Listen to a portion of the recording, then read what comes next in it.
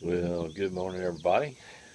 This is Sunday morning, June 30th, and about 6:20 on the lake down at the dock, and the fish are jumping. Summertime, and the living's easy. Fish are jumping, and the cotton is high. Oh wow!